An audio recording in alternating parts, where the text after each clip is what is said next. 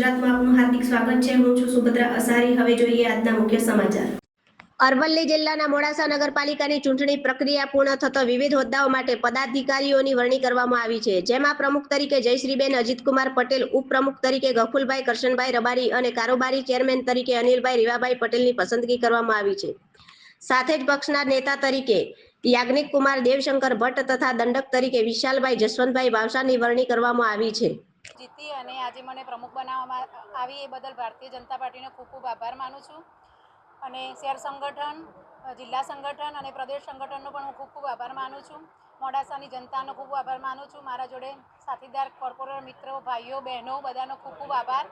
અમે જે જૂના વિકાસના કાર્યો બાકી હશે એ બધા પૂરા કરીશું અને સીમાંકન પ્રમાણે જે વિસ્તાર વધારવામાં આવે છે એના પણ કાર્યો સારા કરીશું અને વિકાસ કરીને સારું કામ કરીશું। ભારત માતા કી જય।